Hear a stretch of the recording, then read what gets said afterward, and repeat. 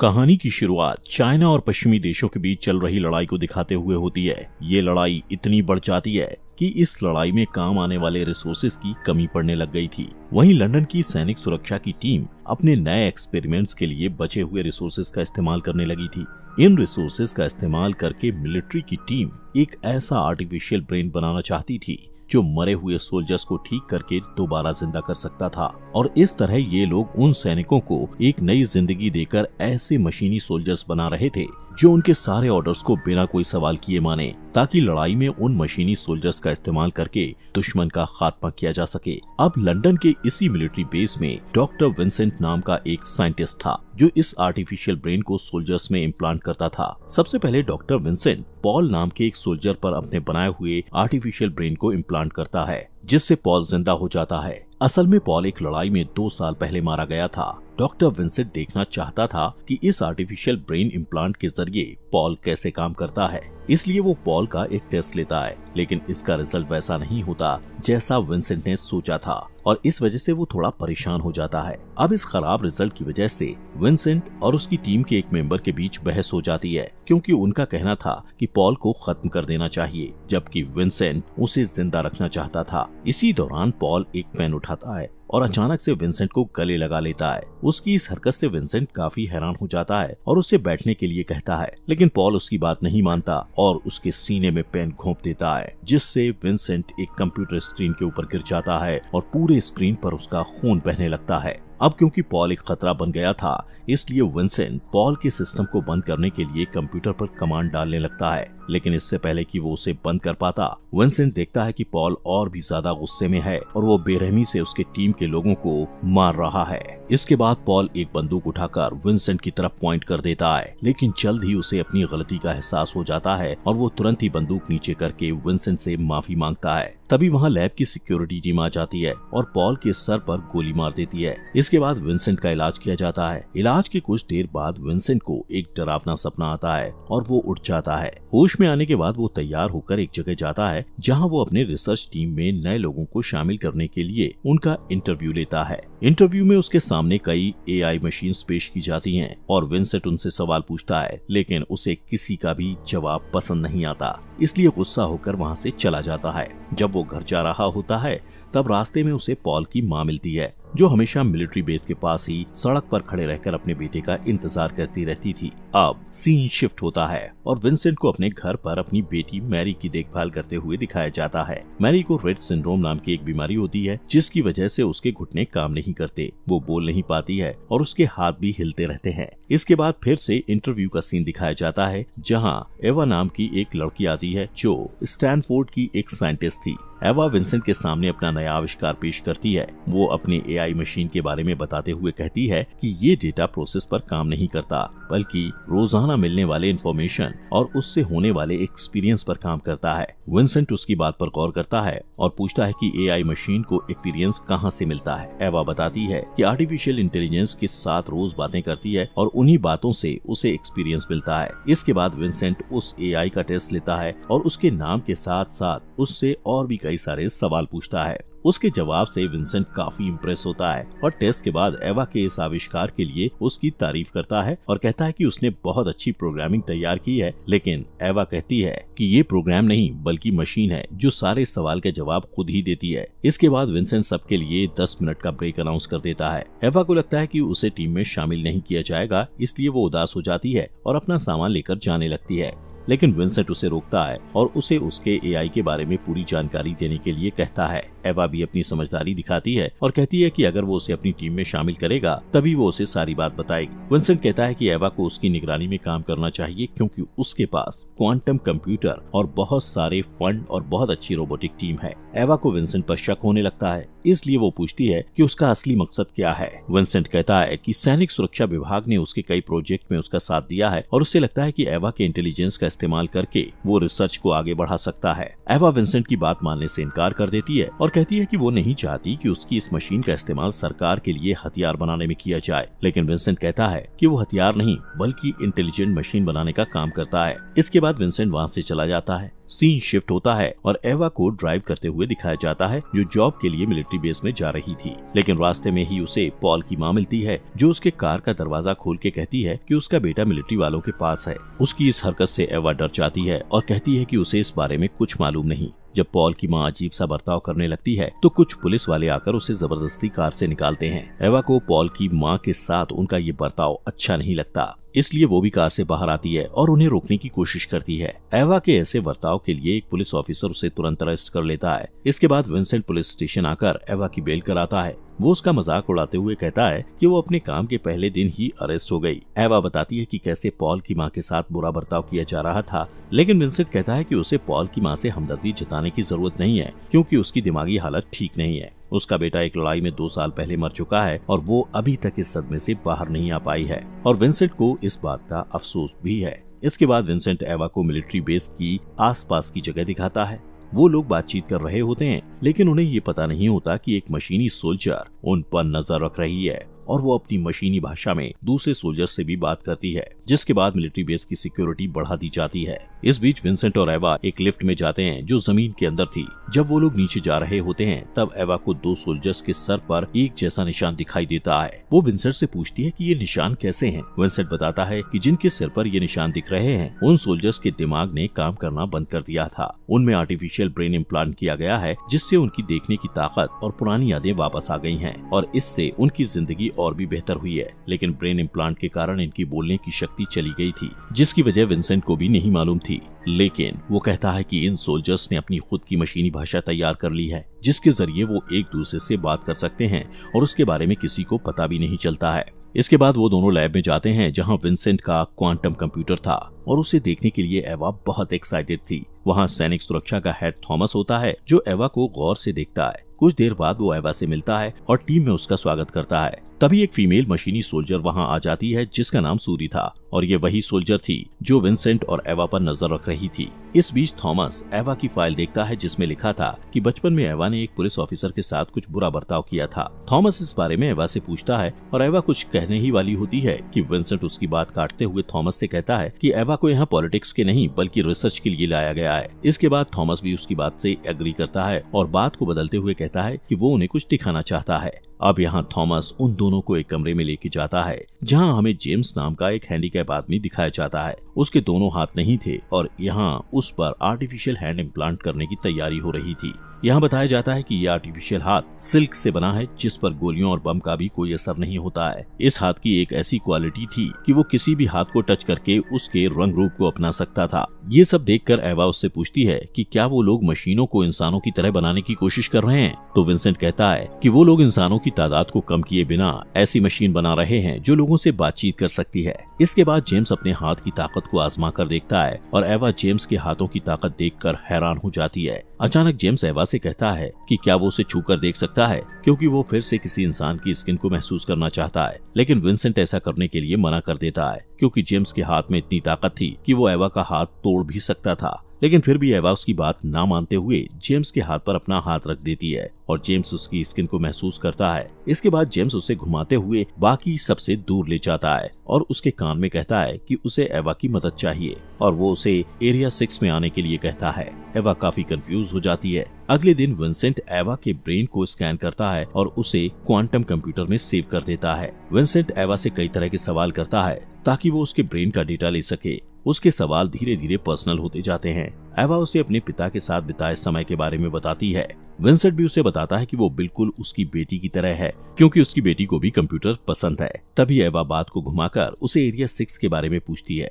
Vincent कहता है कि एरिया 6 में उन सोल्जर्स का इलाज किया जाता है जिनका ब्रेन डैमेज हो गया है, लेकिन एवा को लगता है कि वो कोई जेल है। विंसेंट कहता है कि वो इस बारे में उसे और कुछ नहीं बता सकता, क्योंकि उसे इस बारे में कुछ पता नहीं है। ये कहकर वो वहाँ से चला जाता है। अगले दिन एवा लैब जाते वक्त एरिया 6 की तरफ चली जाती है। वो सबसे छुपते हुए वहाँ पहुँच जाती है और एक कांच की खिड़की से देखती है कि एरिया 6 बिल्कुल जेल की ही तरह है, जिसे कई सारे गार्ड्स घेरे हुए हैं। यहाँ उसका शक यकीन में बदल जाता है उसी वक्त कुछ मशीनी सोल्जर्स उसके पीछे आ जाते हैं और एवा बिना कुछ कहे वहाँ से चली जाती है, जैसे कुछ हुआ ही न हो। इसके बाद वो लैब में आती है जहाँ विंसेंट एवा के दिमाग को स्कैन करता है और इस बार एवा के इमोशन को चेहरे के एक्सप्रेशन की मदद से सेव किया जाता है। इस बीच विंसेंट पूछता है कि क्या वो लैब आते समय रास्ता भटक गई थी। एवा को समझ नहीं आता कि उसे क्या कहना चाहिए, इसलिए वो कहती है, हाँ मैं रास्ता भटक गई थी। लेकिन विंसेंट को पता था कि वो झूठ बोल रही है और उसकी इस हरकत से नाराज होकर वो कहता है कि एवा को अपने काम से काम रखना चाहिए और वहाँ इधर उधर घूमना नहीं चाहिए।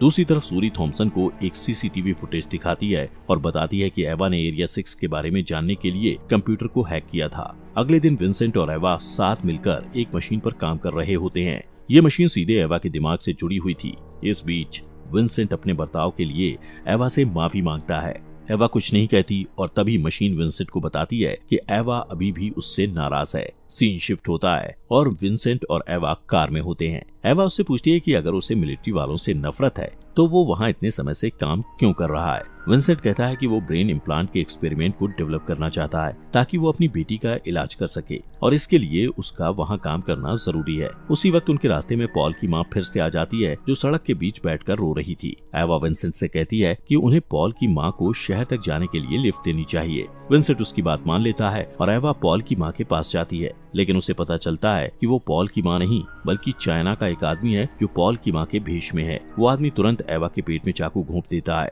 इस बीच थॉम्पसन सारी वारदात को कंप्यूटर पर देख रहा होता है। वो देखता है कि एवा तड़प रही है क्योंकि उस आदमी ने उसके सीने पर वार कर दिया था और वो एवा को मरने के लिए छोड़ देता है। अगले दिन थॉम्पसन विंसेंट के पास आता है और कहता है कि चाइना के लोग उनके रोबोटिक प्रोग्राम को हड़पना चाहते हैं और इसीलिए उन्होंने एवा की जान ली है। विंसेंट कहता है कि ऐसा नहीं है क्योंकि अगर ऐसा होता तो वो लोग उसे भी जिंदा नहीं छोड़ते। थॉम्पसन कहता है कि उसकी किस्मत अच्छी थी इसलिए वो बच गया। विंसेंट एवा की मौत से काफी दुखी था, इसलिए वो फैसला करता है कि वो एवा के स्कैन किए गए चेहरे और दिमाग का इस्तेमाल करके उसकी बनाई हुई एआई मशीन को उसके जैसा ही बना देगा। वो इस पर काम करना शुरू कर देता है और प्रोसेस पूरा होने के बाद विंसेंट मशीन की रस्सियों को खोलने वाला होता है कि तभी वो मशीन उसका हाथ पकड़ लेती है और उससे सूंघकर उसकी तारीफ करती है। विंसेंट को समझ नहीं आता कि उसे क्या कहना चाहिए, इसलिए वो उसे शुक्रिया कहता है। मशीन कहती है कि अगर उसके अंदर इमोशंस नहीं होते तो विंसेंट का हाथ अब तक टूट चुका होता। इसके बाद मशीन का टेस्ट शुरू होता है और विंसेंट उससे सवाल पूछता है। विंसेंट जब मशीन से उसकी पहली याद के बारे में पूछता है तो मशीन उसे अपनी माँ की यादों के बारे में बताती है।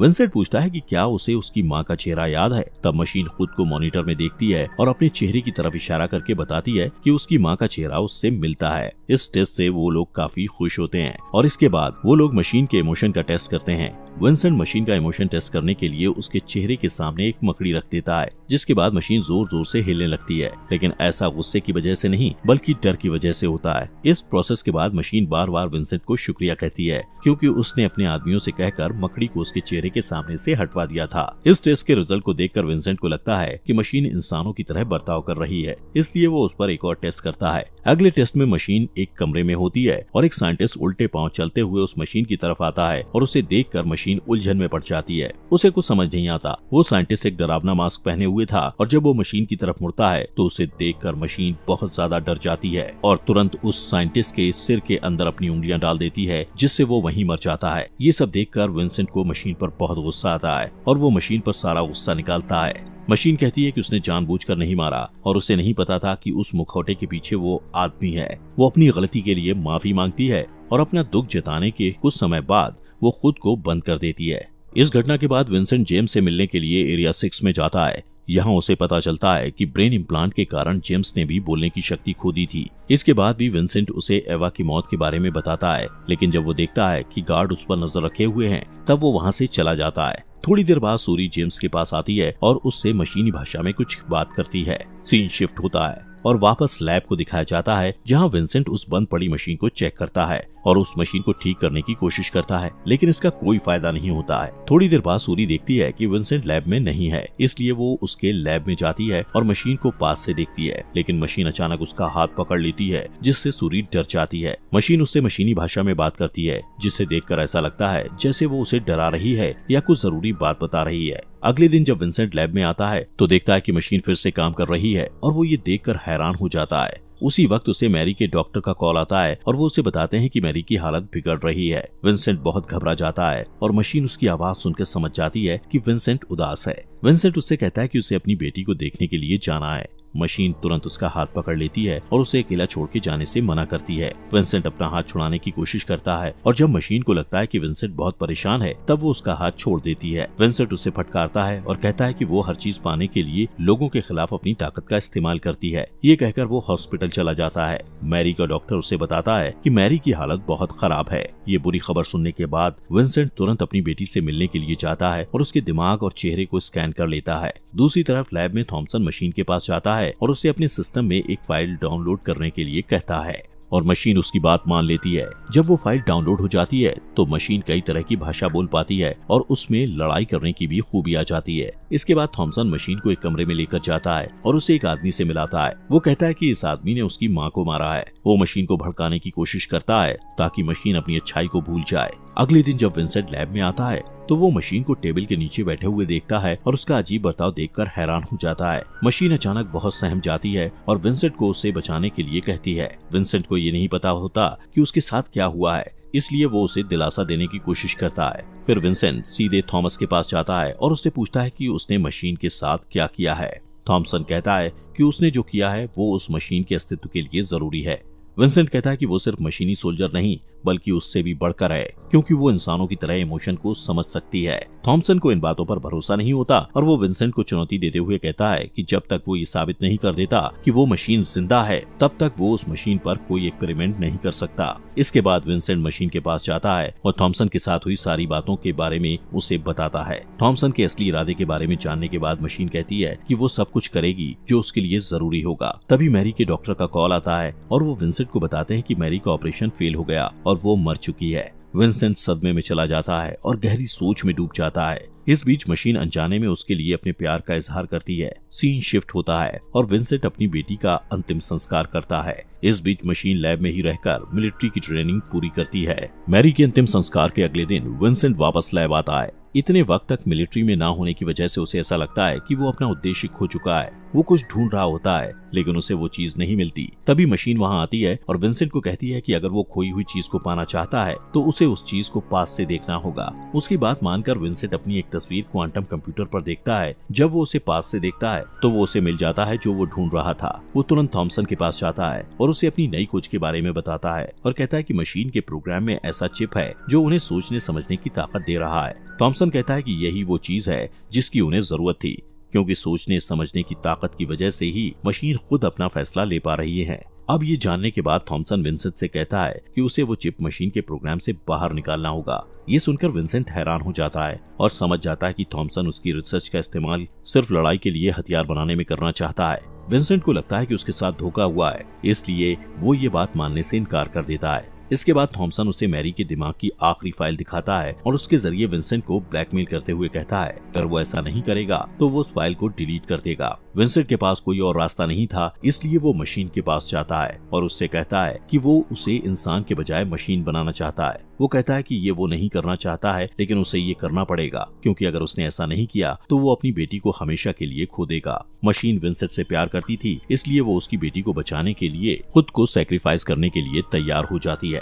विंसेंट उसे ऑपरेशन रूम में लेकर जाता है और उसे आखिरी बार अलविदा कहता है। इसके बाद वो उसके दिमाग के इम्प्लांट में एक छेद कर देता है, लेकिन अचानक मशीन डरने लगती है और कहती है कि उसे मरने से डर लगता है। विंसेंट उससे बातें करते हुए उसका ध्यान बटाता है और उसके दिमाग से उस चिप को निकाल देता है जो उसे सचेत बनाती थी। उस चिप को निकालते ही मशीन अपनी जिंदगी खो देती है। इसके बाद विंसेंट थॉमसन के पास जाता है और कहता है कि ऑपरेशन पूरा हो गया है। थॉमसन खुश होता है, लेकिन वो उसे डबल क्रॉस कर देता है और बताता है कि उसने प्रोग्राम को सेव करने के लिए उसकी बेटी की फाइल मिटा दी है। इस बात से विंसेंट बहुत ज्यादा गुस्सा हो जाता है, लेकिन इससे पहले कि वो कुछ कर पाता, थॉमसन के आदमी उसे पकड़ ले जाते हैं। कुछ दिन बाद मशीन पूरी तरह मशीन बन गई और अब वो लड़ाई में भी एक्सपर्ट हो गई थी। अब थॉमसन उसका आखिरी टेस्ट करने वाला था। इस बीच सूरी और बाकी सोल्जर भी अपने किसी प्लान को अंजाम देने की तैयारी कर रहे थे, जिसका इंतजार उन्हें बहुत समय से था। अब मशीन के आखिरी टेस्ट का दिन भी आ जाता है और एक मशीनी सोल्जर विंसेंट को एक कमरे में लेकर आता है जहां उसे बांध दिया जाता है। विंसेंट देखता है कि मशीन ने उसकी तरफ बंदूक साधी हुई है। इसके बाद थॉमसन मशीन से विंसेंट के सर पर गोली चलाने के लिए कहता है। मशीन बिना किसी हिचकिचाहट के बंदूक का ट्रिगर खींचती है, लेकिन बंदूक में गोली नहीं थी और विंसेंट रिलैक्स हो जाता है। यहाँ थॉमसन सिर्फ मशीन का टेस्ट करना चाहता था कि मशीन उसकी बात मानती है या नहीं, इसलिए उसने मशीन के हाथ में खाली बंदूक दी थी। वहीं दूसरी तरफ हम देखते हैं कि जिस साइंटिस्ट ने मशीन के ऑपरेशन के समय विंसेंट की हेल्प की थी, उसे ये बात पता चल गई थी कि विंसेंट ने जो चिप मशीन के दिमाग से निकाली है वो सोचने समझने वाली चिप नहीं बल्कि उसके जीपीएस की एक्स्ट्रा बैटरी है। वो ये बात थॉमसन को बताता है और थॉमसन डर के मारे फैसिलिटी को बंद करने के लिए कहता है और सिक्योरिटी टीम को अलर्ट कर देता है। लेकिन लैब के सारे सोल्जर मशीन की मदद करते हैं और मशीन विंसेंट तक पहुंच जाती है। वो उसे आजाद करती है और बताती है कि इंसानों और मशीनों के बीच की लड़ाई की शुरुआत से ही सारे सोल्जर्स एक दूसरे से बातचीत कर रहे थे और ये प्लान कर रहे थे कि उन्हें कैसे थॉमसन के इरादों को नाकामयाब करना है। दूसरी तरफ हम देखते हैं कि थॉमसन सारे सोल्जर्स को डीएक्टिवेट करने के लिए कंप्यूटर में एक कोड डाल रहा होता है,